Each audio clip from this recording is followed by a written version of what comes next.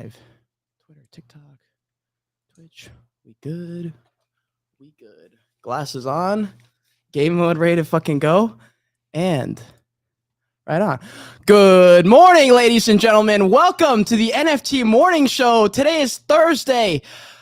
No, guys, this is definitely not. It is Thursday, but this is the Joyage Kingdom, actually. Welcome to the Joyage Kingdom. I'm Cage, your guide. I'll be replacing the voice inside your head for now, giving you a break from the constant internal monologue that is the human mind. I want to say first, thanks for listening and viewing on whatever platform you're on. If you haven't already, smash that like button for me. Subscribe to the channel. Join the kingdom. If you guys are excited for this conversation, retweets and likes are the best way to support. If you're watching this on Spaces, if you're watching this on a video stream, we're on Twitch, we're on Twitter, we're on YouTube, we're in all the places. This podcast is brought to you guys by BetFury Gaming, a crypto company looking to bring y'all motherfucking generational wealth. We are going to be bringing our educational content podcast over to their Degen audience, and every 10 minutes you're watching on Twitch, you earn 100 points, which you can exchange for points for entries to win real cash prizes. Someone literally won $200 yesterday. Crazy, crazy shit. Today we have PIO, host of the NFT morning show from the NIFTY portal, Monday through Friday, 9 a.m. through 10:15 a.m. Bro, thank you so much for coming on. I'm really excited to chat. And man, I can't wait to see everyone at NFT NYC. My pleasure, man. I'm excited to be here. And yeah, you just told me that you're coming out to NFT NYC. We'll have to get you the details on our event, and we're excited to have you, man. Hell yeah. Are you guys going to be running a live show? Because that stuff is so fascinating. I do want to talk about content for a good portion of this, or not, I don't know about a good portion, but I definitely want to talk about content, especially live content. Are you guys going to be running a show live? So we're not going to be, and if we do that again, it won't be the morning show just live, because we've had it where it went really well. The one time it went really well was actually last year at NFT NYC. And looking back, the reason it went so well is because we had the whole team there. Literally everybody was there. And so that works. When it's literally the same show, except, you know, it's in person, that works. The problem is when you go to Art Basel, not everybody went there. It's just me, Nick, and Easy. It becomes like a way different show, and we don't have our normal resources and things like that. So for the time being, there will not be a live version of the morning show again. We'd potentially be open to doing something that's separate, like in the afternoon or something, but no plans for that right now. Damn. Well, that's too bad. I was hoping to jump in. I remember I saw the one, was it was some kind of event, because I know Giancarlo just like popped on in like the middle of the show, just like pops on the table, and I was like, what the fuck? Giancarlo's like, what is he doing there? That was in Miami at Art Basel. Yeah, I knew he was in town, and I invited him to come. He like spends no time at the event. So I'm assuming if he's going to come to NFT NYC, I'm literally assuming he's going to get to New York Tuesday morning and he's going to be out Wednesday afternoon. Like he spends no time at these things. So I was, really grateful that in the very brief time he was in Miami, he pulled up and did that show. And he told me that he really enjoyed it. So I'm glad that we did that. Hell yeah, man. He's a cool guy. I remember when I first started watching his content. It's kind of fun to just be like swimming around in the pool with all the content creators who didn't stop making content. There's even been some content creators who took a little bit of a break, maybe trying to figure out what they wanted to do, and then they came back. Like I saw NFT Pasta, I don't know if you know him. He started making a bunch of like DGods content, like a lot on Twitter, trying to become more of like a news reporter style, and it's been really, really fun. I do want to ask this question because, bro, you guys have like probably the biggest, or if not one of the biggest shows that are especially live. And I remember when you went on Tom Young's podcast, and at the very end, he's like, all right, like, where can people find you? And you were like, bro, if they haven't found us already, they're never going to find us. Well, so what's the secret for running a live show, other than consistency maybe, but what kind of content is missing? Because a lot of people are trying to replicate what you guys are doing. What do you see in the space as far as content we need more of? Yeah, look, let me answer the second part. I think that the real big gap is just like an understanding of like what you're supposed to be doing as a content creator. In the YouTube world, there's decades of experience. The radio world, there's like a century of experience, right? And it almost felt like a lot of people getting into Web3, they just kind of like ignored that whole thing and just didn't even acknowledge it. And it's just kind of strange to me. So it's like on one side, you have people that come from the entertainment industry that don't get NFTs at all. So they can't figure out how to, or crypto or anything. They just view it as like an extractive grift opportunity opportunity or something like that. So there's no you know, solid kind of ground there. And then you get these people that come into like crypto or NFTs, or they're natively crypto or NFTs, and they act like the traditional entertainment world doesn't exist. They act like Netflix doesn't exist. You know what I mean? It's like, you know, these things have been figured out. So the biggest thing is we just need more like actual professional approaches to content. Like make something someone actually will want to listen to. Like if you're doing Twitter Spaces, which is without question the native medium of NFTs and crypto, without question, you should be making something that you'd be comfortable uploading as like a podcast afterwards to Apple and Spotify podcasts. And like, if you wouldn't listen to that podcast, or if like, you know, someone else in the space that listens to podcasts wouldn't listen to that podcast, then you are just not doing a good job. So that would be what I would say. We need more like professionalism and an understanding of what people are actually doing when they make content in the space.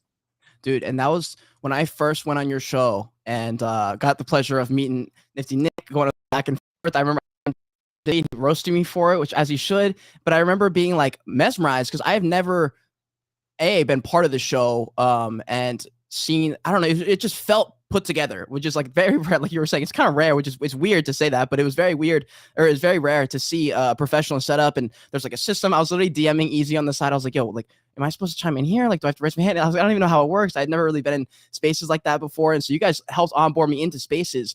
But the professionalism and like the setup of a multi-person podcast is very difficult from what I've gathered.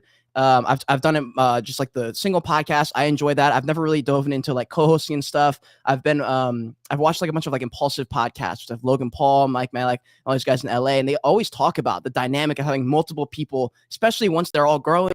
You know, you guys are big influencers in the space, so like everyone's got their own big followings, their own personal brands. How does that work without having issues? Are you guys like super tight outside? Is that the secret, like being super tight outside of the show?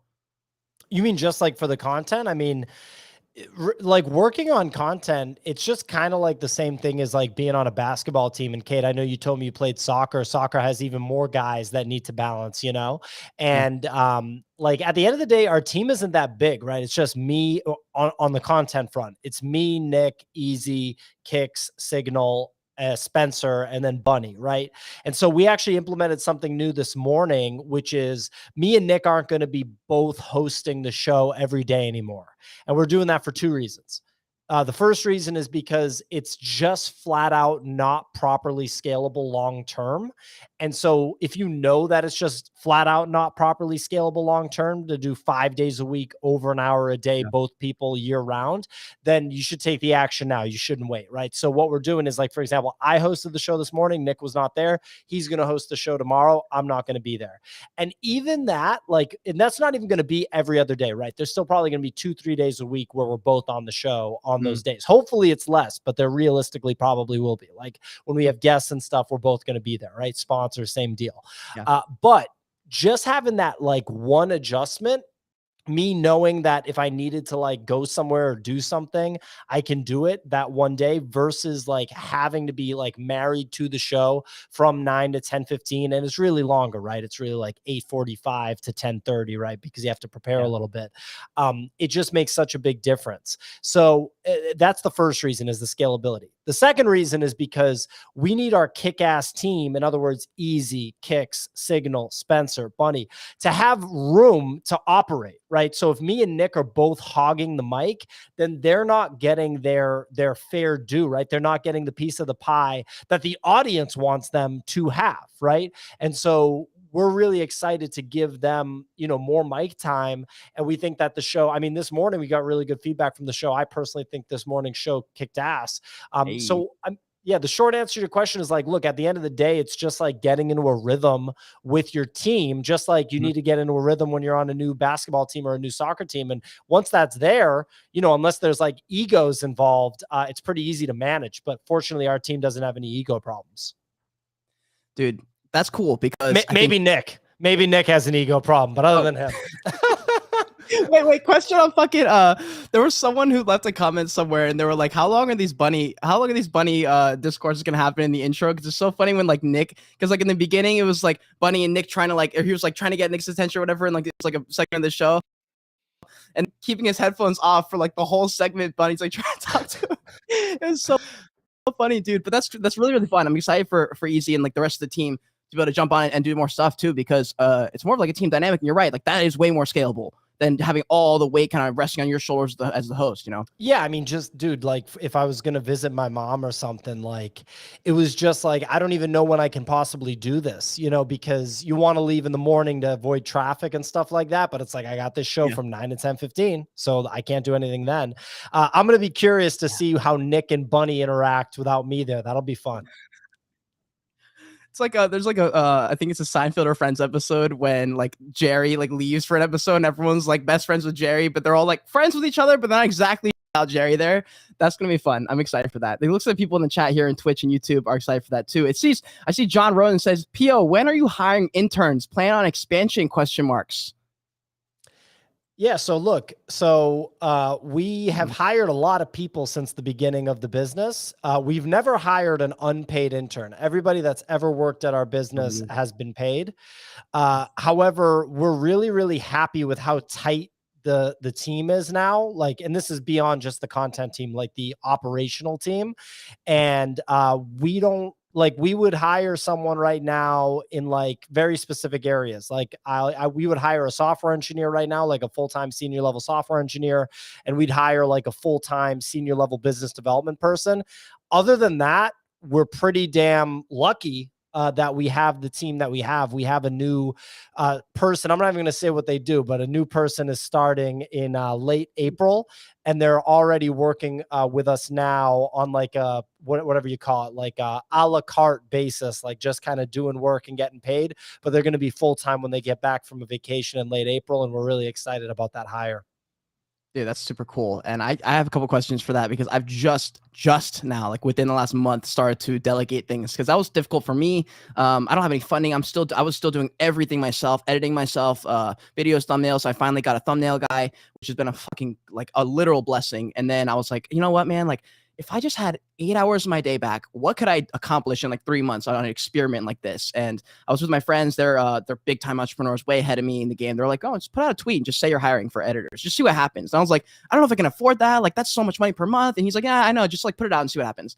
So I put it out, saw what happened, ended up finding some dope editors. That whole process of like hiring though, that was hard, bro. That was like a whole thing on its own. Do you have any tips for me for once like the team starts expanding? Because at some point I'm sure that will happen. I was so against it for a long time. I wanted to build it all myself. And then I was like, wait, I can collaborate with people if they're not like, if they're willing to work hard and they fuck with my brand, and then, you know, it's going the same direction.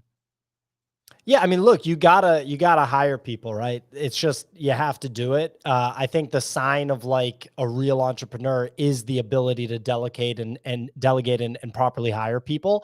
And I think in the NFT space, honestly, like I'm not even trying to be a hater. There's just so many fake entrepreneurs. Like there really, really are. I think it's the same thing as like early YouTube when you saw the people like kind of telling you how to be an entrepreneur, but they haven't really been like entrepreneurs themselves.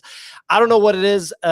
Brand new space, a lot of money flying around. People want to act like entrepreneurs. The funny thing is like people think that it's cool to like be an entrepreneur and everything. It's like the least cool thing ever. You just work all the time by yourself, like, or with the people you work with. What's cool about that? There's no bottle service. There's no like literally I see people that work in the entertainment industry in my building. Dude literally gets out of the elevator wearing a red suit. Like first of all, you got a bright red suit. Like I don't own a bright red suit, right? Just looks great. Wearing sunglasses inside with I'm assuming his girl, she's dressed to the nines. He's got a case like this big. It must have been like a stand-up bass. You know what I mean? Like that type of instrument. I'm like, this guy's got a cool job. This guy's about to go. It's like Friday night. He's going to go and fucking slap the bass in front of an audience. That's a cool job. Building a business from scratch, that's not a cool job, man. That's just a hard job where you have to work all the time. But anyway, dude, for hiring, what you got to do is you just got to put those tweets out, right? Or use LinkedIn or use whatever and have conversations with people to the reasonable level that you can without it taking away from like your ability to like run a productive business and generate revenue. But like, for example, our video editors are offshore. So we have a team of 2 video editors that are offshore. I never thought, like, you know, I come from a music video background. I edited every single music video 100% that I ever put out, you know, 25 million plus views on all that stuff. And I never thought I would go offshore, like India, for video editors. They're good. They're so good. And I've looked up people in the Philippines that are so good. And when you can work with somebody and give them a prompt, even if they don't speak English, you'd be stunned at people that don't speak English just because they can dump your prompt into a translator. With ChatGPT, it's easier than ever. And boom, they get the prompt. And you're basically just looking for someone that can take your instructions and apply them without a lot of back and forth. Like, that's the magic. And when you go to other countries, people, like, talent is so much cheaper, right? And it's not even like you're not exploiting them, like you're giving them more business than they would normally have. And for like a couple $1,000 a month, you can get a ton of stuff edited for 500, 750 bucks a month. Like, this stuff is a la carte. So it's all dependent on how much you need, and even a little support. It goes a long way. Thumbnails, same deal, man. All this stuff is systematized. Like, this stuff has been around for like 20, 25 years. People at Web3 act like it's day one, but you know, it's been around for a long time. This shit is all totally systematized. Dude, it really is. And you're right, because they're like, when you do employ them and they're making X amount of money per hour or per show or whatever they're editing, bro, that's a ton of money for them. Like, they're out here. Like, I know I talked to Bryson. He has a couple of editors, I think, in the Philippines. He's like, bro, these guys are full time and they don't even work half the time. He goes, I don't even have work for them sometimes, and they're just on some kind of like monthly salary for him. And whenever he needs stuff, he just feeds it to them and they get it back out the next day. He goes, it's crazy. He's like, they're literally making 3 times more than any job they can make over there, and they get to do what they love, which is video editing or whatever you're hiring them for. And that's really cool. It's way better. It's way better than whatever other options they have. They want to do it anyway. One guy, just a quick anecdote, one guy in another country, he was kicking ass for us. We were like, yo, like, we got to hire this guy full time. And we had a translator. So we've had multiple people that we had to like hire translators for to be able to communicate with. And we asked, like, how much are you looking for per month? And he throws out a number, and we were so appalled at how low the number was. And we just go, we'll give you double that. And the dude just literally started crying. Wow. Damn, dude. Damn. And we hired him, and he kicks ass. Well, for anyone listening, if someone asks you what kind of money, throw a ridiculous number, because I've done that before and gotten way more money than I thought I was going to. They're not always going to be as nice as the NIFTY and PIO. That's fucking crazy, dude. You literally made that guy's life probably right there. That's so cool. I hope so. Yeah, for real. And you said, so you had the background in music, and like just production in general. When I talked to Wacky from X2Y2 a few months ago, he told me that he went to college with Nifty Nick, and I guess watched Nifty Nick build out that business in college. Everyone's like, yo, come on to the party. And Nick's like, nah, fam, I'm going to do this instead. And then he goes and sells it for like whatever, like millions of dollars or something. Would love to know more about your upbringing, because I got like a full thing from him. And yeah, would just love to know about that. Yeah, man, I grew up in Boston area to immigrant parents. So like I spent a lot of time in Italy growing up, where my parents are from. Single parent household. So I was like raised by my mom and my grandmother, which I do think stuff like that makes you like work hard. They say it either makes you like go to jail or be like really successful. Like literally, like statistically speaking, there's like a high probability of either. You know, guys like LeBron, Kyrie Irving, I've heard them talk about it too, because they both had single parent households too. But yeah, I went to college in Boston. I went to Northeastern University, and like, you know, coming from like the background that I came from wasn't like a possibility to like study art or do something like that. Like whatever I did in college was going to have to be like, you know, revenue generating. I was going to have to make good income coming out of it. And I was like good at math. So I did engineering. And, you know, I like, you know, textbook engineering. Like I like to solve problems and do math and stuff. But when I had like the internships at the engineering places, I was like, oh my God, like I was like 19 or 20. And I was like, yo, like absolutely not. This is not going to happen. So I just like knew at like 20, I was like, I'm not going to ever like be working in this. And that was when I started making music videos. Like a friend of mine was a musician, and I just kind of went deep in that. I wanted to drop out of college. I ended up not dropping out. I graduated. I wonder if it was even worth it to graduate, but you know, that's a different conversation.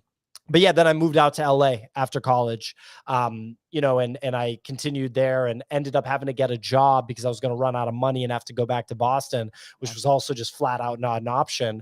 And then I ended up getting like caught up in the job world for like over 5 years, which sucked. it sucked in the sense that I never felt like I was actually doing what I was supposed to be doing, you know? And then when COVID hit, it was kind of like the last straw for me. And I was like, I was living in New York. I'd moved from LA to New York. And when COVID hit, after like a few months, I was, well, right off the bat, I was like, I'm not going to waste this time. I'm going to learn some shit. And that's when I started learning about Bitcoin, like really going deep on Bitcoin. And then I was just like, you know, enough's enough. I don't want to pay this New York rent anymore. You can't do anything in the city anyway. I might lose my job because of this economic situation. This is before the money printer went crazy.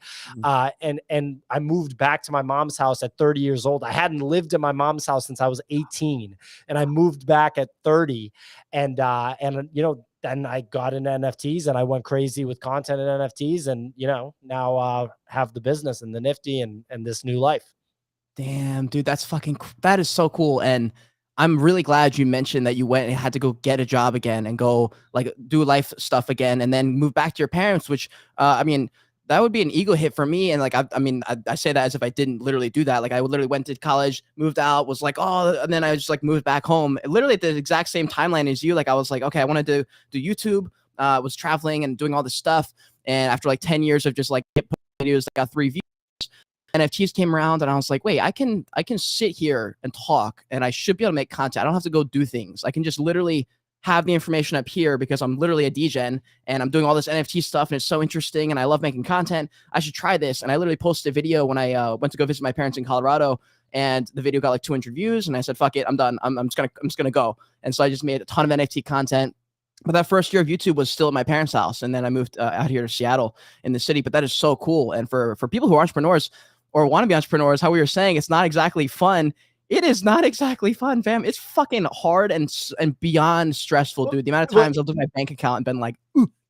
It's fun. It's fun if you're into that. Let's put it that way. It's fun if you're into that, which I'm into that. It's not cool. There's no way it's cool. You know what I mean? Like, I mean, let's be real. It's not cool. Like, compare that to being like a DJ or a professional, like Brazilian jiu-jitsu guy. It's like, come on, man.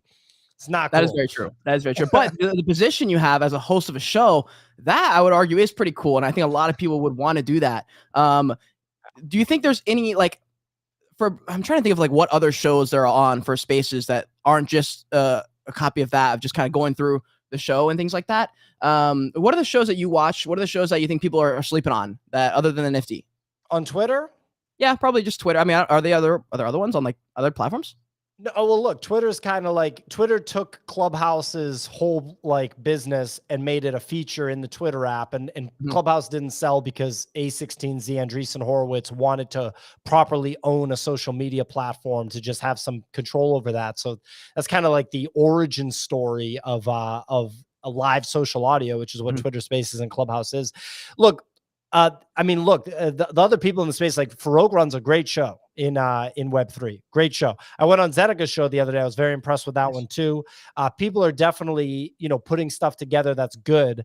However, I feel that the potential of Twitter Spaces certainly has not been tapped into properly yet.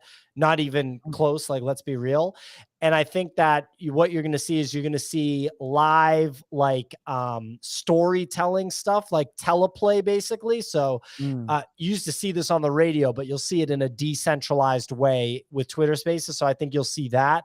I actually put out a tweet on this. I think you'll see educational stuff. Like you can probably see like college seminar type things incorporated into Twitter Spaces. You know, there's a lot of different things that you will see outside of like Web3 and NFTs. Sports, like where the hell are the sports people at? I see sports people every once in a while get on Twitter Spaces. The thing is a lot of these different industries, they're not technology forward. They're not. And the people that are technology forward are smaller people, and it takes a while for the bigger people. So like a guy like Bill Simmons, like a guy that's really big in traditional podcasting, traditional radio, traditional sports broadcasting, it takes so long for them to get to something like Twitter Spaces. But when they do get to it, they'll probably do a pretty good job, but it could be literally years from now, you know? But I've heard some sports guys, some MMA guys, some basketball guys scratch the surface of Twitter Spaces, but you can tell that they have a lot to learn, a lot. Yeah, dude, that's some great advice there.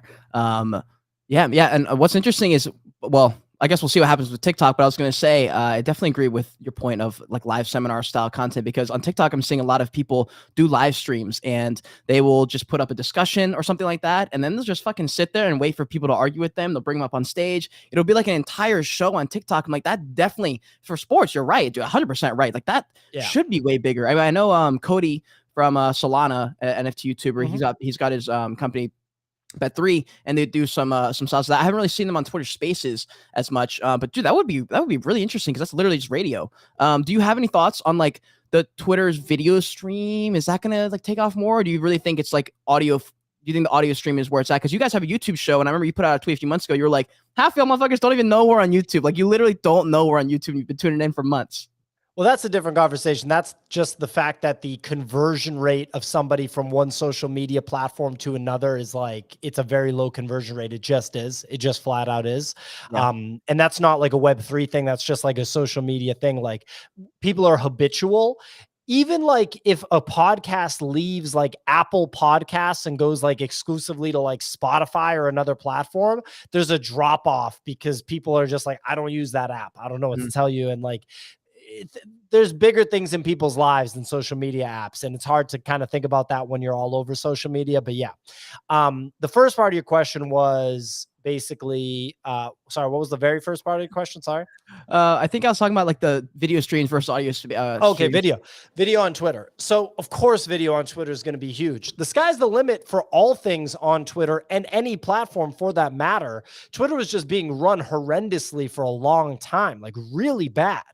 I mean, Elon Musk bought it and fired like 60% of the business, and not like what bad happened? Like, if you can fire 60% of people at a company and everything's okay 3 months later, wow, holy shit. Like, talk about having like fat in the company, you know, trim the fat, you know?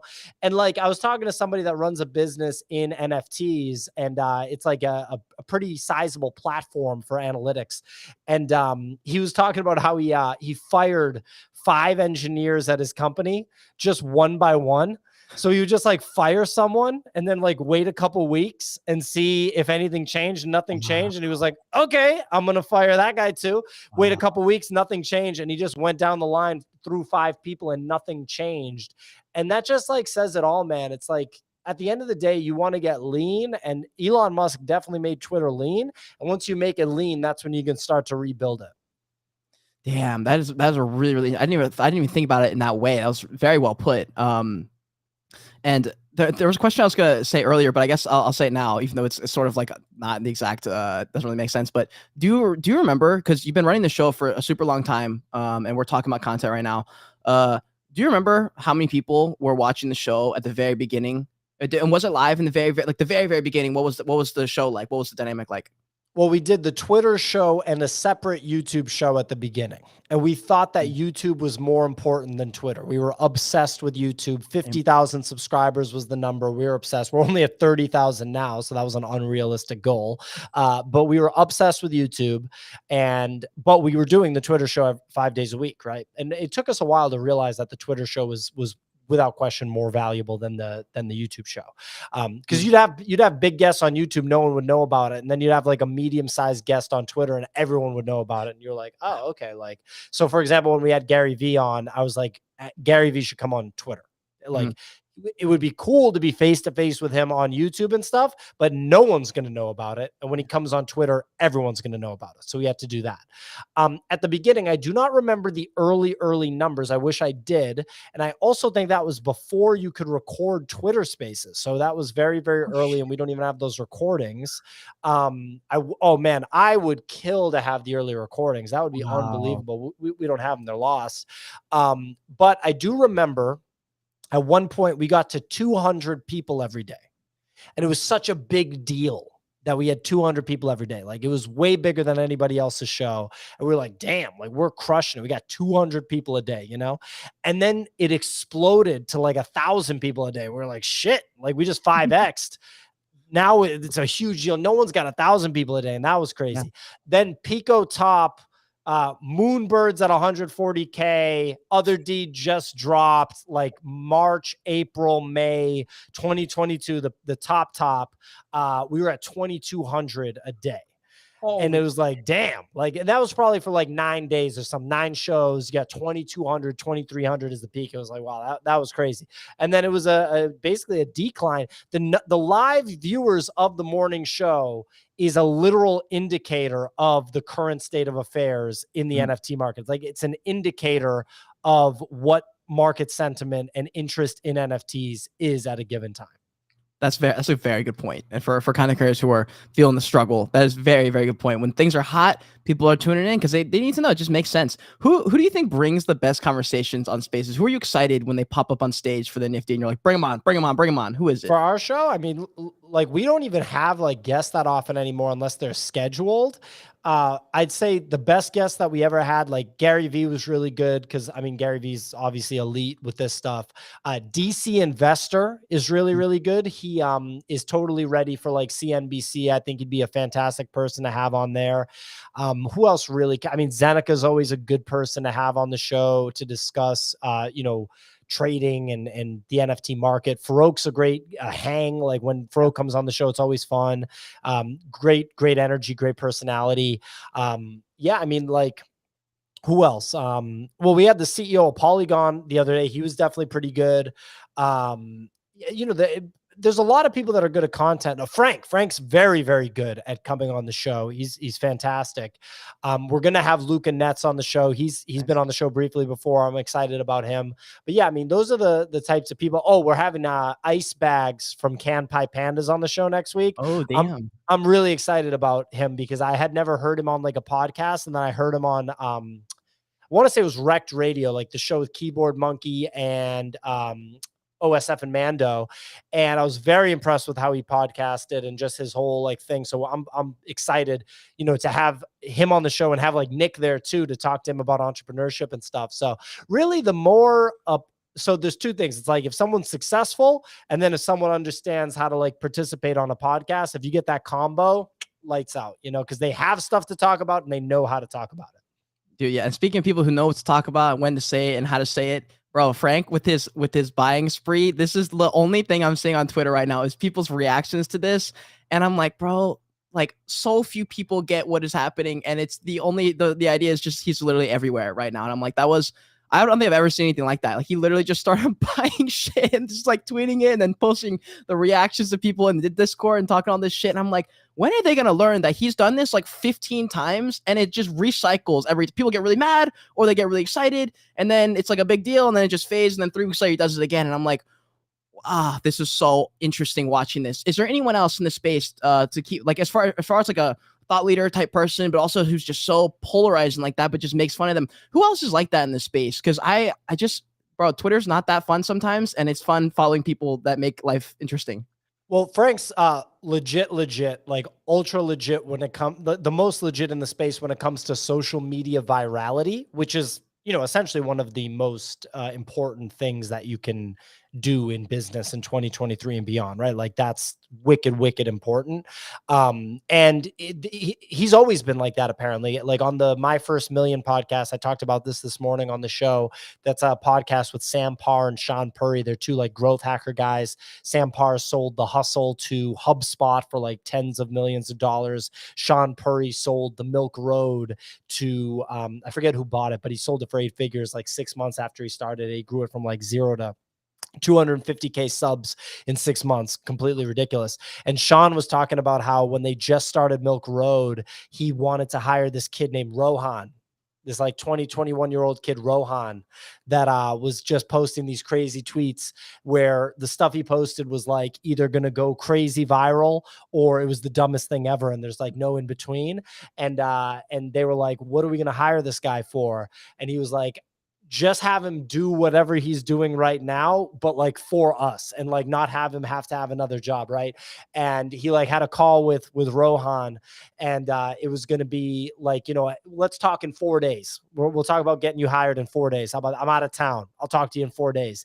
And in those 4 days, Rohan became Frank and launched D-Gods, and he basically ghosted Sean Purry. He was just like, what the hell? Like, what happened? What could have possibly happened in 4 days, And that's what happened. And you're just seeing Frank do that viral shit over and over again in the NFT space. There isn't really, quite frankly, any comparable person aside from perhaps Gary Vee, but obviously Gary's like very, very deep in the game. None of the other founders in the space have even Nick is the other guy that you can, he's the only other proper growth hacker in the space. And when I say that, obviously people are going to say that I'm biased because Nick's my business partner and co-founder of my business, but no one else has proven like consistent viral activity outside of the bull market. There's a bunch of people that in the bull market, they said, buy this, and they got like 500,000 impressions or 1 million impression on their tweets. And as a result, you know, they grew huge followings. All those people, they put out a tweet right now, it gets 20 likes, 5,000 impressions, nothing. You know, it's not real, right? Because there's a difference between macro bull conditions and a limited supply of creators versus terrible conditions, an overflow of creators, and still being successful. And Frank falls into that category and Nick falls into that category. And this isn't me taking shots at anybody else. It's just like a very specific thing to be when you talk about a viral social media growth hacker specifically. That doesn't mean that you suck at business, right? This Luca Netz is dope at business, clearly, right? But it doesn't mean that everybody fits into that one thing. Having said that, Luca has created like this 1 billion view GIF, you know, empire with Pudgies. So maybe, yeah, sure, put him in that category too, but in a different way. Instead of him being the center of attention, like the guy Luca, his brand is, which is really, really good. So Luca falls in the category too, just in a slightly different way. Dude, Pudgy Penguin's Instagram is unbelievable. I keep telling him, I'm like, y'all need to follow their Instagram page. It's unbelievable. Like, their shit's funny. It's really fucking funny. It has nothing to do with NFTs. It's just these animations that are so relatable. Whoever's doing their content is a savage. It's the funniest shit. And then as far as Mr. Nick, bro, that fucking hoodie photo was probably the funniest shit. I was like, oh my God. And we know he loves it, bro. We know he loves that hoodie. Like, it is the funniest thing. No, he doesn't like the hoodie because he thinks it's ridiculous. My mom was like, I like it. Her position was, I like it. I like the sweatshirt, which I got a big kick out of. That just shows Nick accidentally went viral with that. That wasn't like calculated, you know, like that's what talent means, is you accidentally get 4 million impressions on a tweet, and God knows how many impressions when all these other big accounts, everybody, I mean, all the biggest accounts in crypto, it was the meme of like a 5-day period. Yeah, no one else is really doing that. I mean, me and Nick got 6 million impressions each the month that we went to the Bahamas. And we didn't even maximize it.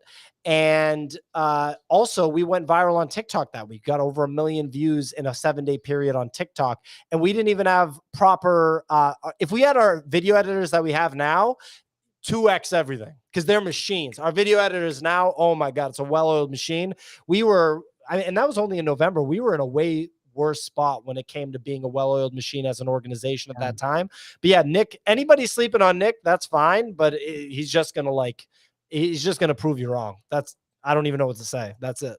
I remember a few months ago, I started noticing all short content and you're editing, and whoever's editing it a few months ago, I was just like, what in the fuck? These are crazy animations. And so, yeah, shout out to you guys for expanding the brand there. And also, guys, if you're watching this on Twitch, if you're watching this on Twitter, wherever, YouTube, wherever you're at, if you guys want to support the show, if you guys are enjoying the conversation, smash the like, smash the retweets. I am gonna announce the giveaway just because I'm excited for NFT NYC, just because I've been watching NIFTY for a long time. I'm gonna just I guess I'll just buy a NIFTY Pro right after this again, and I will give that one away. I have one in my ledger, but I am going to buy one, and I'm going to give it to one of y'all. All you have to do to enter this giveaway is hit the retweet button. Make sure you're following me and Nick, or PO. Jesus, Nick. me and PO. And then if you want to have extra entries, follow the NIFTY portal and then screenshot wherever you're at. If you're watching us on Twitch, YouTube, LinkedIn, Twitter, TikTok, I don't care where you're watching it. If you're just in Spaces, screenshot it. Tag us and tweet us. I want to see this shit all over the timeline. I want to see my ridiculous glasses. I want to see PO's beautiful hat, his champion hoodie or sweatshirt. I want to see our faces all over. If you're watching this on Spaces, I want to see our PFPs all over Twitter. That's all you have to do to enter. And yeah, again, retweet, follow, and then post a screenshot and tag us. You're going to maybe win a NIFTY portal. And if you come to New York, you go to that party, fam. It'll be really cool. Really, really cool. Party will be fun. Yeah, dude, I'm fucking excited. I'm honestly just excited to see y'all in person, see who's really tall, see who's really not that tall. I'm like 5'8". I'll just dox myself now. I'm like 5'8". I'm not super tall. I know I think Easy's pretty tall too, right? Yeah, I mean, he's 6 feet tall. True. Anyways, Kicks is the tall guy. Kicks like who is he? 6'3". Oh Yeah. shit. Okay. I was gonna ask. So like a few minutes ago, I heard you say "wicked" a couple of times, and I was like, "Oh yeah, he's from Boston." I wanted to know your thoughts on because you've lived in some of the coolest spots. Basically, the places I've always wanted to live. I dated a girl from Boston a couple of years ago, and I ended up visiting. I really liked it. I've also wanted to live in New York for a time. I just went to LA for NFT LA. There's a potential that I move out there, and I'm in Seattle now. I just love the city areas. What are the differences between living in LA, New York, Boston, like all these places?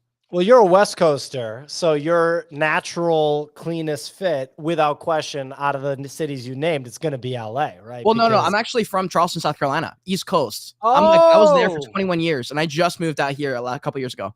oh, okay. So we got an East Coaster. Well, you're a versatile East Coaster because you got the West Coast look. And sorry if I seem distracted. My dog's just wandering around. Well, look, I think you'd fit in LA, and that's honestly good. Like LA's a sick city. I'm a big fan of LA.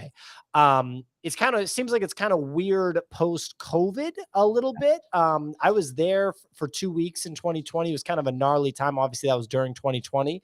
But I'm never going to tell someone to not move to LA. I told Thread Guy, when he was like talking about moving to LA, I was like, you totally should move to LA because LA is a sick place to live, especially when you're in your 20s. I live in New York now. I'm a New York guy. I don't know what to tell you. I probably will always have some sort of exposure to New York. Miami is the city that's interesting to me because it's so crypto friendly, business friendly, tax friendly, all that. And obviously there's warm weather and really cool culture and good food. And, I love Miami. So in the United States, like the only other city that I could even bring up is like Austin. I've spent a decent amount of time in Austin, but living in Austin year round versus living in Miami, I feel like I would take Miami over Austin, Look, for you, I would do LA. New York's not going anywhere. New York is always this. Yeah. Right. It's always this. This is what it is. So living in LA when you're like in your 20s is really, really cool. It's a good time. If I were you, I would move to LA. But if you move to New York, not a bad thing to do. New York's a dope spot. Well, I was gonna say, so like, I could never. I don't think I could ever move to Florida. It's just I ran away from Charleston because it was so hot. I literally was like, bro, it feels like I'm on the inside of a dog's mouth. It's so humid here in Charleston. Like, fuck that. And I was like, I'm leaving. So that's literally why I ran to the West Coast because I was like, I want to see what the vibe looks like on the West Coast, and I want to see what it's like when I'm not constantly sweating through all my t-shirts. And so when I moved to, I was basically living in my car traveling. That's where like Joyage, my brand was kind of created. Was when I rolled the dice myself, said, fuck it, I'm gonna live in a car. I'm just gonna go figure out life or whatever. And it's 6 or 8 months later, I found NFTs and YouTube and moved to Colorado for the year. Then went to Seattle. But I was gonna say when I went to LA, it was so cool because I'm a born and bred content creator. Like everything I think about is videos, and like every hobby I've had, the only thing that stayed with it was I documented all of it. Like the soccer videos, the vlogs, travel, everything was filmed. And I was like, okay, so all I love is content. I'm out there in LA. I have my camera on me most of the time. People on the side of the street just like walk up like, oh, what camera is that? Like I'm making this, I'm making that. And I was like, wait, everyone here is like trying to do exactly this. And if I just find the right crowd / don't have FOMO and try to go to a party because X person might be there, as if that's going to even matter. If I can just choose and pick like the right communities, I could actually have a good time here. Cause I was so scared of LA. Cause I think people were like, oh my God, LA is fucking whatever that even means. They're like, LA is LA. Yeah, I mean, look, well, first of all, the weather in LA is dope. It's unbelievable. It is objectively speaking the best weather like in the world. Actually, it's not even like a hyperbole there. So the weather there is, and the lifestyle is unbelievable. If you know how to drive, then LA is a phenomenal place to live. Straight up, it's so good. A lot of New Yorkers literally don't know how to drive, so they wouldn't be able to cut it in LA. But if you know how to drive, LA kicks ass. You would totally be able to get into a crew of people that are talented.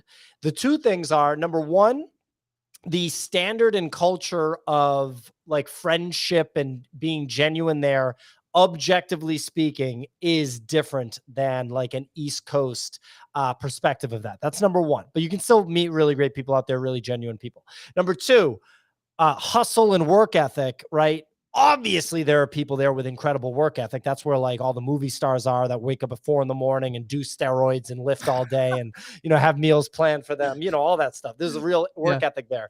But there's also like people that want the result. And when I say the result, I don't even necessarily mean like the actual result. I mean like the clout. There's people that like want the clout, but don't put the work in. and they'll like masquerade as if they really like have the thing. And it's like, bro, like you're just not doing anything. You know what I mean? So like, you just have to watch out for that stuff and just find the people that are like legit.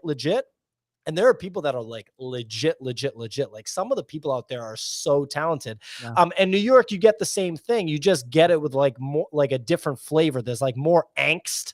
People in LA are more like head in the clouds. Like, I'm just going to make it. Oh, I'm going to literally head in the clouds. Like, I'm just going to be on this show. Like, I'm just going to get that show next week. Like, it's just going to come out of thin air. The crazy thing is like, that does happen to people, which is like kind of crazy, you know? In New York, people are just more like, I got a kid. I gotta, like, you know what I mean? Like, I gotta make money. You know what I mean? Are you quoting Casey Neistat right now? I mean, dude, shit. Like that. Look at that guy, right? Yeah. I think he had a kid when he was in like high school. Yeah. And he went and built a content empire. So there is no excuse, but no one worked harder than that guy. That guy did a fully, like, you know, movie / short film level vlog every day for like 2.5 years, edited himself most of the time. Come on now. Come on. Dude, that shit is wild to me. Also, while we're talking about, well, I don't know if we were talking about LA people or every single NFT founder for people pretending like they're doing, but would love to know about some of your failed business ventures. If you've got any like stories or things that come to mind when you're like, tried that, did not work at all, and then kind of your perspective on failed business ventures and stuff like that. Yeah, I mean, I view my career as a music video director ultimately as a failed business venture because, I mean, come on now, you know, at the end of the day, you like, at the end of the day, like if you're not doing it now, it was like a failure of sorts. That's not to say that I'm going to beat myself up over it, but that's to say like, at the end of the day, it could have gone way higher than it did. Some of the key things there that like stick out to me were, so I was fortunate. I got to work with Charlie Puth. So musician Charlie Puth. Yeah. So I went to Northeastern in Boston. He went to Berkeley in Boston. I was interning when I was like 21 at a recording studio on Newbury Street. Got one of the other interns was like, oh, you should make a video like for my friend Charlie, since you make videos, he's like really good.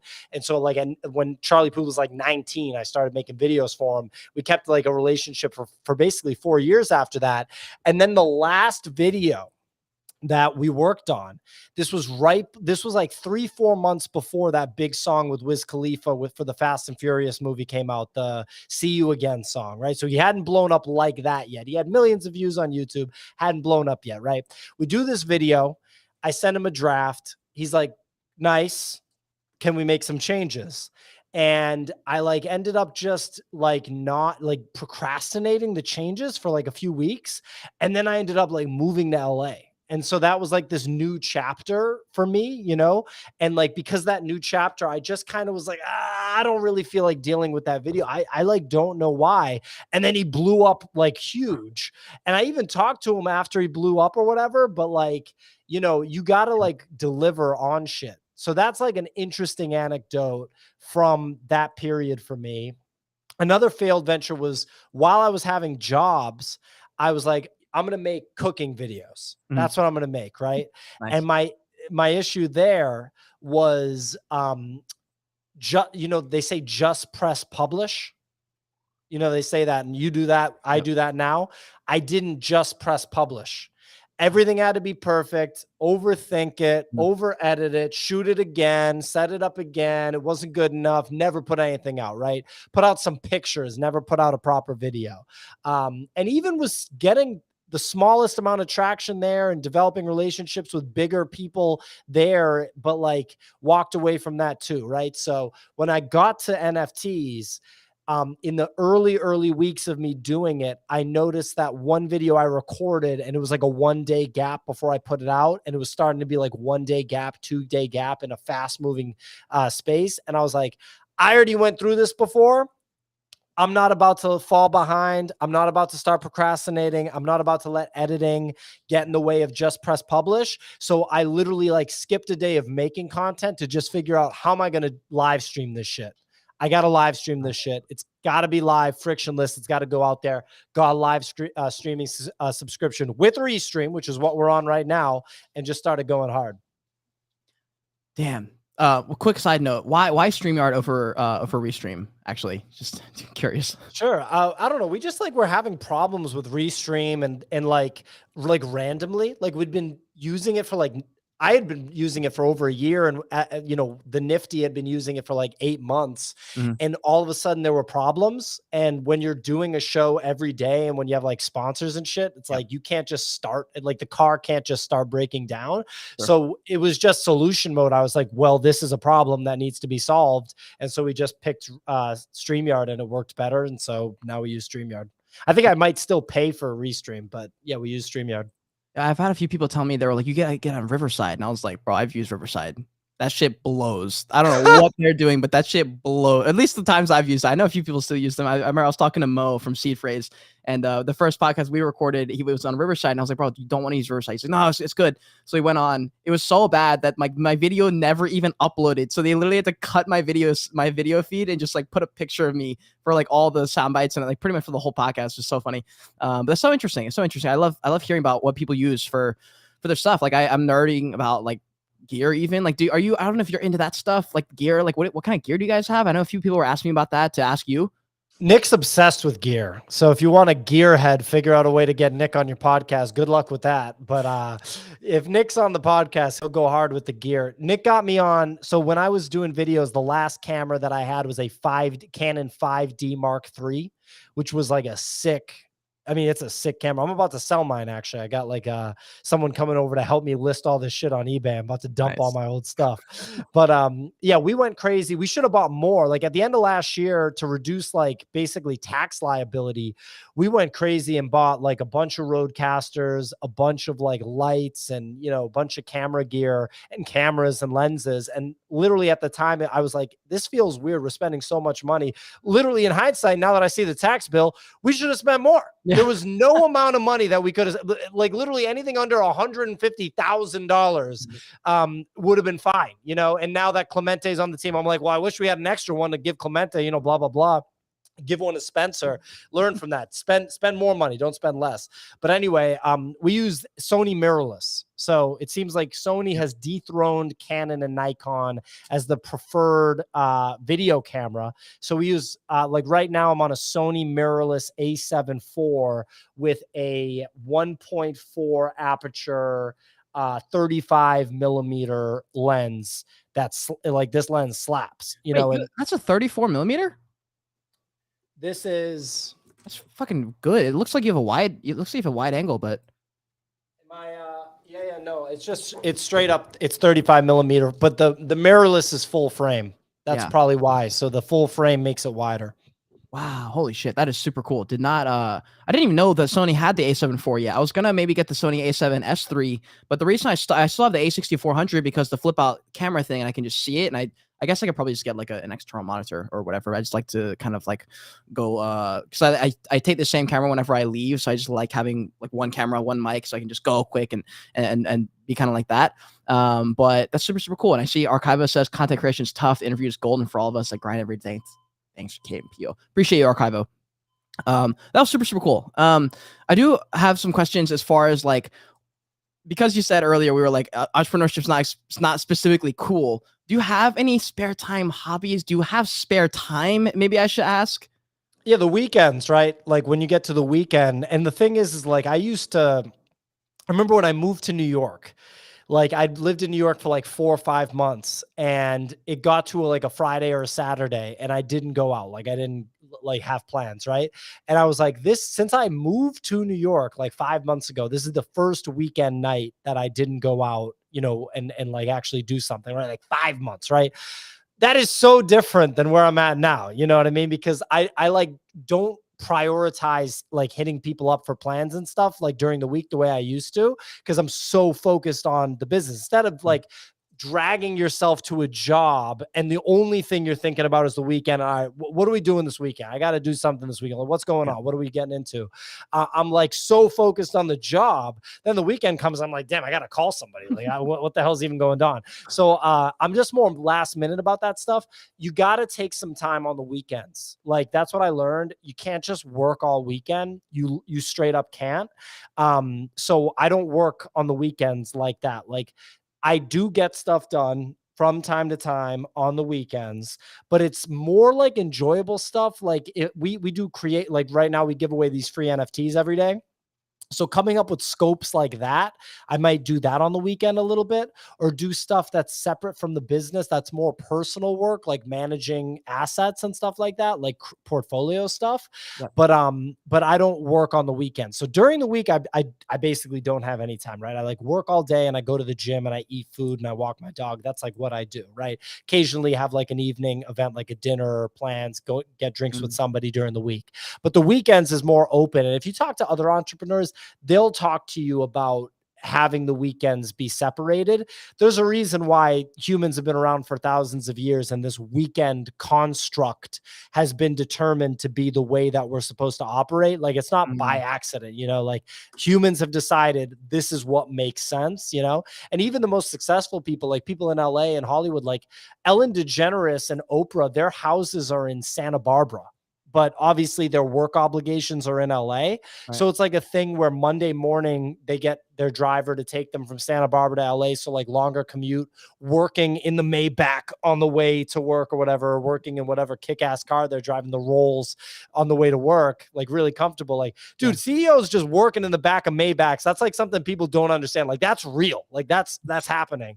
And then Thursday after work, when the show's done, because they shoot the shows Monday through Thursday after work, Maybach back to Santa Barbara, weekend in Santa Barbara to be away from all the commotion in LA, you know, big ass property where you can do anything you want to do on your property. And then you go to Michelin star restaurants at night. Like, that's like the real, you know, 50 million, $100 million operation right there, you know? Yeah. You know, it's interesting too. It's not me. Well, I was gonna say, so like one thing that it's hard to put into words, but I noticed it of the last couple of years when I remember when I interviewed Doodles in 2021, and I was like, whoa, like why would they come onto my show? And then I was able to talk to people that, you know, I looked up to on Twitter or even in the real world, like certain people that I follow or whatever. And then I remember when I was 19, I went to LA, and I was actually in Hawaii. Then on the way back, we were like, let's stop in LA for like a couple days. Maybe we'll see one of our fitness influencers, because that was my world back then. And I saw Bradley Martin in person. And that motherfucker is huge, by the way. For anyone who's in fitness world, like, you guys know Bradley Martin. That man is huge. I'm pulling him up right now. This guy is not natty. No, absolutely not. Absolutely not. It was like a joke for a while, because we're like, maybe he is, and he's not. Yeah. But anyways, I had been watching his content for years, and then I went to go see him, and I was like, this motherfucker's just here on a Wednesday, just chilling. Like, he really is just a normal human too. I forgot that. Like so the reason I bring it up is we're all in the content world. People who are watching this too, they are normal as fuck. And even like certain CEOs, now they're going on podcasts. Like we saw, what's her name? I don't know why I'm thinking of Ellen, because she looks like her. It's the girl on Shark Tank, Barbara. Lori? Oh, Barbara went on Steven's Diver CEO podcast, and she just kind of opened up about life and all these things. I was like, wait, she's literally a normal human. And then in LA, I saw like certain people that I'd seen for a long time online. All these people are very normal. How you said a second ago, CEOs are out here like working in the back, like on the way to work. We see Gary Vee like taking phone calls on the Uber. Humans are just humans. And that for some reason, that realization that they are not different from me, there's no certain like separation between the people who are successful and like where I'm at or whatever that even meant. They're just the same. That like opened up so many possibilities for me. And I'm curious for yourself, was there anyone you ever met that was like that celebrity for you? And then how did that interaction go? Like, did that change anything you thought about like the world? Yeah, so I've had a couple interesting ones. Let me think for a second on like, you know, meeting somebody that's like that celebrity for me. But I met Miguel, you know, the R&B star Miguel. Yeah. I met him at VCon last year in the hotel lobby that all like the speakers were staying at.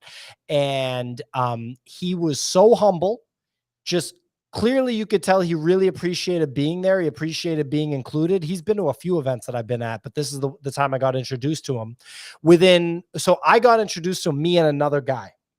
And that other guy shilled him to his face without hesitation, like of aggressive shill.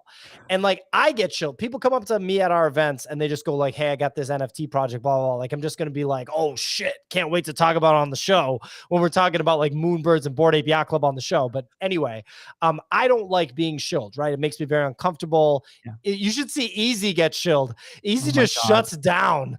Easy it's like it's not even happening. He doesn't even like look at the person. It's hilarious. Oh, God. Anyway, so this guy just shills Miguel. Miguel like listens to the shill, thanks him for the shill, like really like warmly thanks him for the shill. And then like, you know, whatever, we start talking to other people. Before he leaves, Miguel comes back up to me and goes, "Hey man, I just want to say it's like it was really nice to meet you. I'll see you around." Like, dude, crazy. Like, you never get that, right? Because then you'll turn around and you'll meet a guy that has 20 easies in the comments. I'm definitely gonna show you easy. Joyage Kingdom. Anyway, and like, you know, you go and meet like someone that has an NFT Twitter account with 20,000 followers after you meet Miguel, and they act like they got, you know, they got the biggest ego in the world.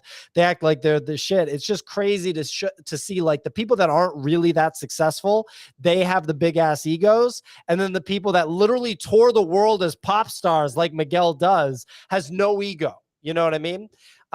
Yeah, I would say like, who else have I met that's like really that dude? Like Andy Milanakis, I met him when I lived in LA. He was pretty cool. Yeah, I don't know. Dude, I saw like New York, like on the street. You ever see anybody? Dude, I saw Daniel Craig and his wife. They live in my neighborhood. Daniel Craig, James Bond, you know, the other day. And it's just normal, dude. Like, it doesn't, he doesn't even look like a movie star. He had like glasses and like a cap on. It doesn't even look like that. He also looks way more jacked on camera. There's no way this guy's that jacked. Oh shit. Oh shit. I'm saying it. Daniel Craig, come on, man. Herbivore says Easy shilled him on an IPA. Easy, bro. Listen, okay, I'm just not a beer guy. I'm not even gonna say anything on beer. Do you like any beers? Do you like any alcohols? I only drink IPA. Interesting. Hard liquor would be tequila, but I don't really drink like I used to drink way more, like party way more than I do now. I don't really drink like that. And even having like one glass of wine just makes me sleep terribly, and then I feel lousy on the show. So yeah, not about it like that. But I mean, obviously I still drink alcohol. I'm not like a no drink guy.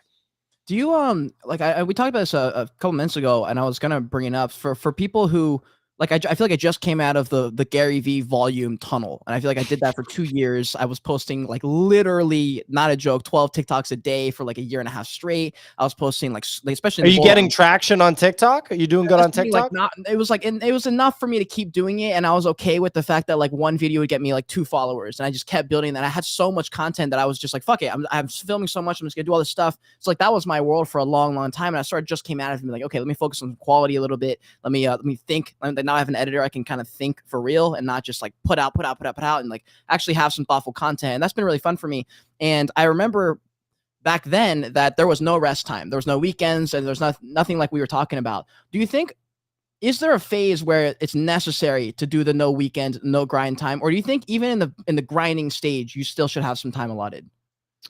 I mean, Gary V is like probably the one guy, like Gary V's so aggressive about the way that he works. I have to think like, I just don't know how much like free time he takes off. So are you asking like about just having a set time that you're not going to work? Is that what you mean?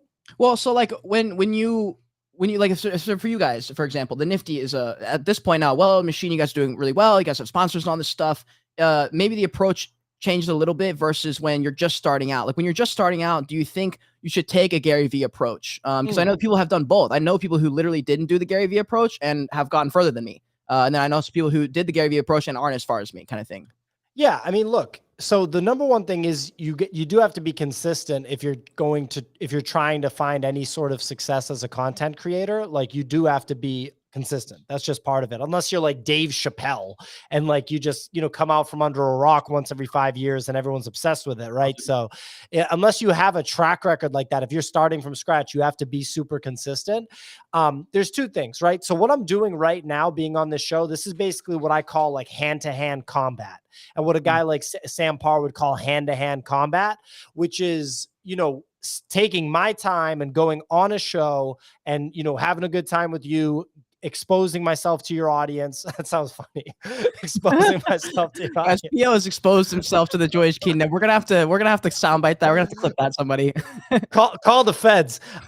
So that's like the hand-to-hand combat, right? But then the other side is like doing the stuff that's more methodical and scalable. Frank does both, right? Frank does like this move of him spending 200 grand and basically making content on it, that's the scalable, thought out thing. That wasn't random. He was like, I'm going to do this and this is going to work. Right. So that's like the really dialed in viral, methodical, strategic shit that's going to really pop off. But then a guy like Frank also will come on the show and do the hand-to-hand combat and like, come on our morning show randomly when he feels like he's got to say something. It's still planned, but it's more like person to person.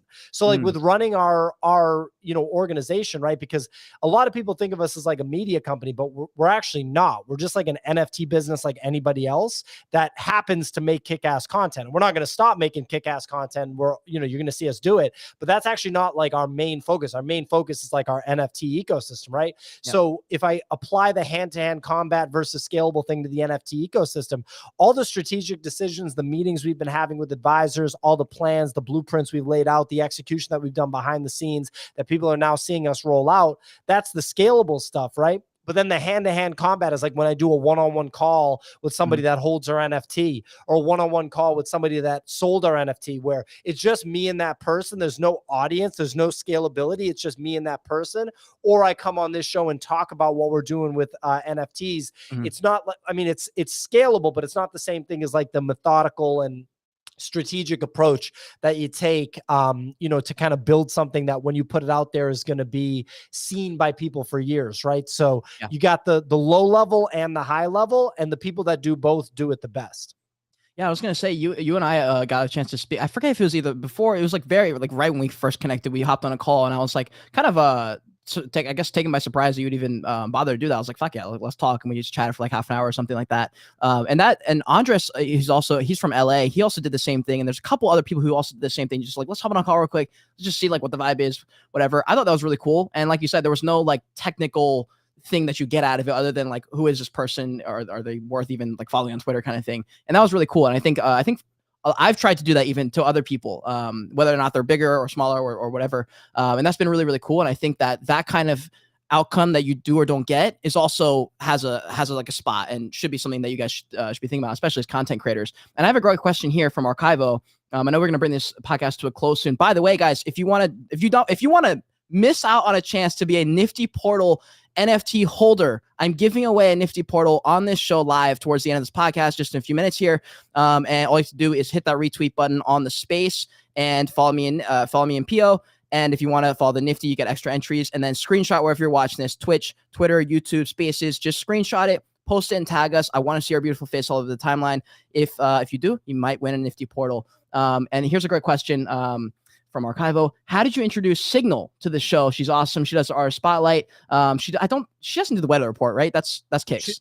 She does. She writes it. She writes it every day, and then her and Kix alternate. I actually should talk to them about that, about why. Because it's like Signal should just do it every day. No hate to Kix, my co-founder, but it's just like everyone loves Sig. Yeah. So how did you introduce her? How'd you find her? And then I guess just that. Yeah. She just came on the show once, and I don't even remember it. I don't remember the first time, but she just came on the show, and she told me way after the fact, like she told me pretty recently, that the first time she came on, she was so nervous, and it must have been really early. Excuse me. She was so nervous that she wrote down everything she was going to say. And then she presented it. Look, she's just a natural at content, and there's people like that are out there, and she's one of them. So she's just talented. Something, dude, there's people that like start playing basketball at like 14, and then they end up literally in the NBA. Yeah. And you hear these people say like, yeah, the sport just came easy to me. It always came easy to me. I don't know about you, Kate. I know you're a college athlete.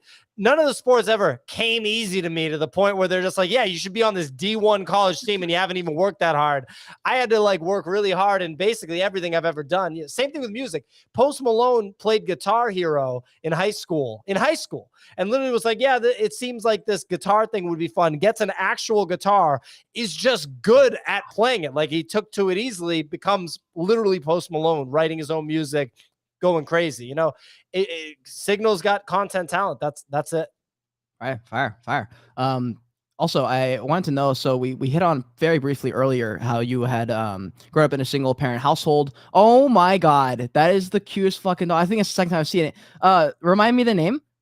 Sapphire. She's causing commotion behind me, which is why I'm like, trying to like get her a little bit chilled out here. Dude, I had no idea Bodogos was a real life NFT. I had no idea Bodogos was just going to make an appearance on the Nifty show like that. By the way, guys, if you have a Nifty Portal NFT, which you might win in this show, you do get whitelists for the Bodogos project, which is Easy's project, which I can't even tell you how excited I am because I've been seeing that PFP all over. Dude, I'm really excited. Do you know any information about I should probably bring on Easy for that, but yeah, I mean, you know, we'll do the Bodogos media tour, you know, a little bit closer to the release. True. But you guys can check out, you know, the roadmap posted on the nifty.com. It's the second phase is what it's called.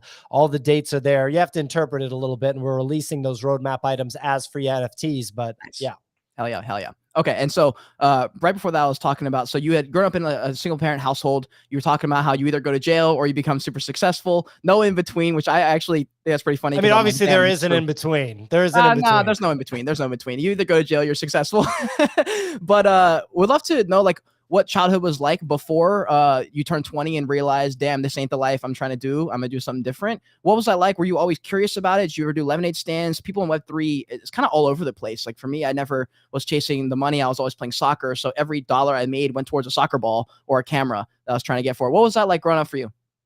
Yeah, I think I always was kind of like hustler style in what I did, and trying to like do things to make money. Like I got a job as soon as I could, and you know, try like when other kids had like jobs where it seemed like they were making like good money for their time. I was always like, how do I get that job? That, you know, what the hell, you know? I didn't have the sort of entrepreneur playbook. You know, Gary Vee wasn't flooding the internet with entrepreneurial content yet, like kids have access to now.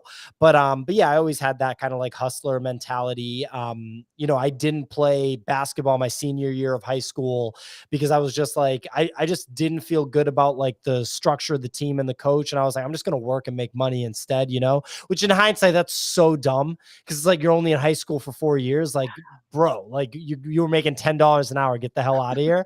You know what I mean? But yeah, so always like that.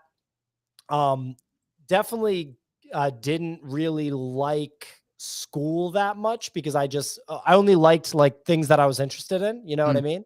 But yeah, I feel like with school and stuff, if kids can get into like things where they're doing something they're interested in, like imagine if you could study video stuff like in high school and make short films in high school, like properly, like in a good way, you know, that would be cool. But I'd say it was like pretty normal and always felt like I wanted to be doing something bigger and better. And definitely liked like freedom. And so like when I moved out of the house for like college, that was like awesome. You know what I mean? Like when I was 18, I was like, this is sick, you know? Yeah. Well, do you think now that like, so now that you guys are running the show and it's a, you know, you guys have, it's well machine, like we said, and you guys have like a style, a structure, is there anything that is there anything that feels like golden handcuffs of sorts? Do you have anything like that in your life right now where you're like, man, I wish I had more time to do this, but I just can't because it's working so well. We had sponsors, we had this, that, and the other. Have you ever had that feeling, I guess, in 2022, 2023? No, not really, man. Because like, you know, the things you're talking about are like the core, you know, pillars of what we do. So it's like, if we got rid of those, I mean, yeah, no, like I like podcasting, you know, I like everything that we're doing with our NFTs, especially I wouldn't trade the stuff we're doing with the NFTs for the world, flat out. Like it's literally a dream come true.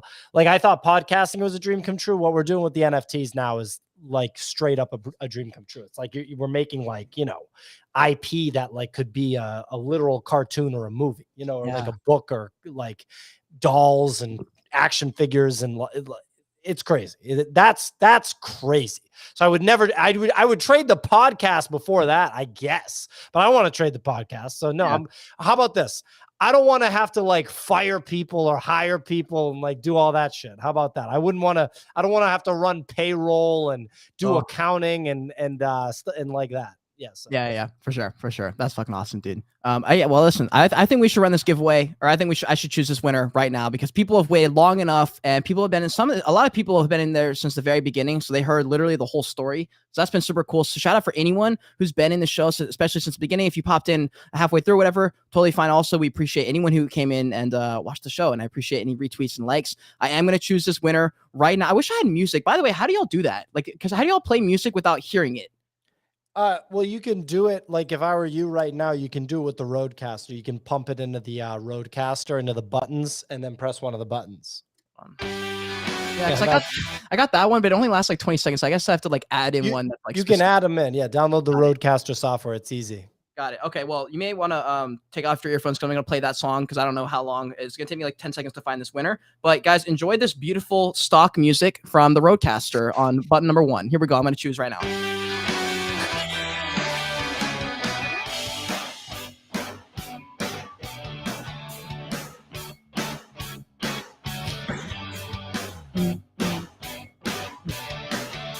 Sing it. Here we go. Here we go. Here we go. Right. Okay. All right, guys. I chose a winner. I just scrolled and scrolled and scrolled and basically was trying to like find all the entries. So we have Ellie.